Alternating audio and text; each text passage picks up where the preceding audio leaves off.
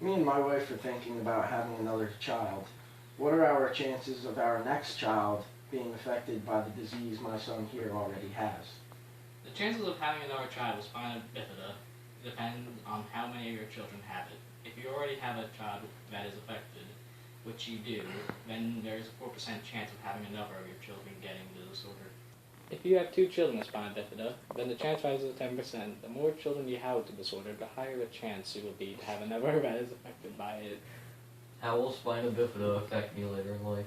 It can lead to hydrocephalus, which is when there is extra fluid around the brain, severed spinal cord, urinary and digestive tract disorders, latex allergies, learning disabilities, obesity, and depression. Fortunately, spina bifida patients live normal lifespans. My wife and I were wondering if there is any prevention of our next child having the disorder. There are prevention methods that can be taken advantage of while the baby is still in the womb. A bee venom called folic acid can help prevent spina bifida if taken before and during the first weeks of pregnancy. Studies have shown if all women take this vitamin, up to 70% of all cases of spina bifida could be prevented. Eating foods rich in folic acid such as rice, pasta, bread, cereal, beans, and orange juice also help to preventing this disorder. Is there any treatment? It depends on how bad the condition is. Surgery can be performed to tuck the nerves back into the spinal column, but usually any paralysis can be reversed. What are the costs associated with spina bifida? The cost of the surgery and treatment for the disorder will put you back well over $500,000. But depending on your insurance coverage, the money may not be coming out of your pocket. Your insurance will cover out all the costs, so you don't need to worry about economic burdens. Can spina bifida be detected prenatally? Yes, healthcare providers routinely offer pregnant women screening tests to help identify fetuses and increase risk of contracting spina bifida. These tests include blood tests called the quad screen and an ultrasound.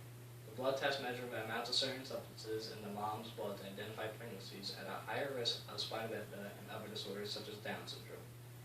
If the results suggest an increased risk of spina bifida, then more tests will be conducted to determine the severity of the case. A sample of the mom's amniotic fluid can be tested for a protein called AFP, and the abnormal amount of the protein in the fluid is associated with spina bifida. What are the benefits of detecting spina bifida before birth? When spina bifida is detected before birth, the family can weigh their options about the course of action they want to take.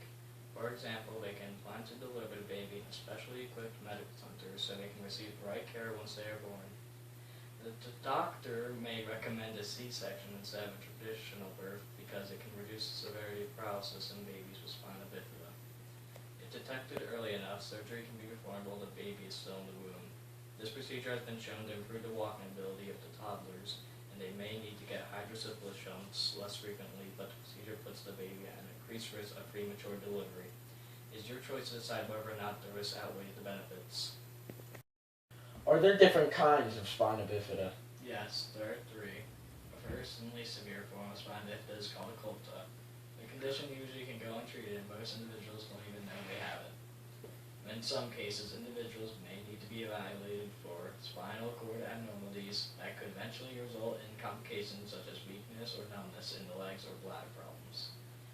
The second intermediate form is meningocele. This defect is repaired surgically and affect babies usually have no paralysis. The final and most severe version is called myelomeningocele. It requires surgery within 24 to 48 hours after birth. The surgery consists of doctors surgically tucking the exposed nerves and spinal cord back into the spinal canal and then covering the hole with muscle and skin. Any damage to the nerves cannot be reversed, but the surgery prevents any further nerve trauma and infection.